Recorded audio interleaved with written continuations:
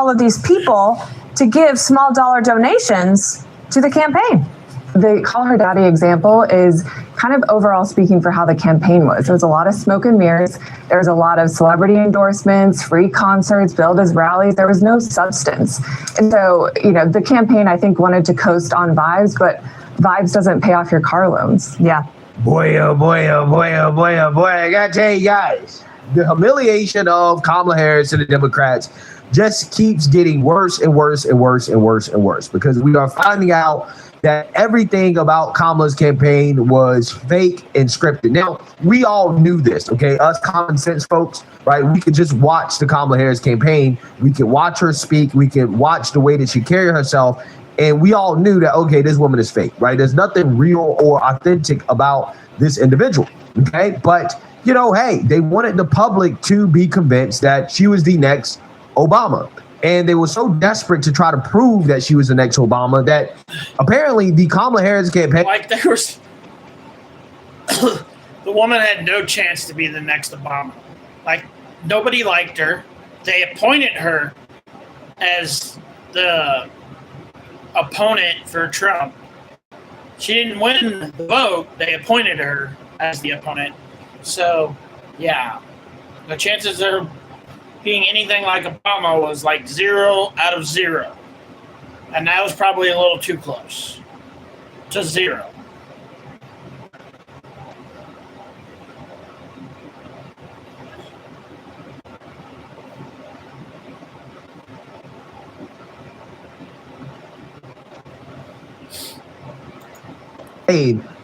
Not only staged and scripted everything that they did, but they also paid for endorsements. All those celebrities that came out and endorsed Kamala Harris, they were likely paid to do so. Right? They didn't do it to save democracy because they thought Trump bad, right? Trump's so evil. Support Kamala Harris. No. Some of them allegedly were paid. For example, Oprah, who it was just revealed in a bombshell report from the Washington Examiner that her company received $1 million to do the scripted town hall with Kamala Harris. And Oprah was confronted about this report, in which she denied that she was paid. And she also didn't really have much to say about Kamala Harris losing the election to Trump in a landslide. Take a look. Hey, Oprah, good morning. How are you, darling? You're looking very good. How do you think the election went? Not talking about the election. Thank you very much. Oh, is it true that they paid you $1 million for the endorsement for Kamala? Not true. Not true, okay. I was paid nothing, ever. What do you think about all the celebrities with their mass exodus? I'm not talking about Do you think Prince Harry's going to lose his visa now that Trump's president? Thank you, Oprah.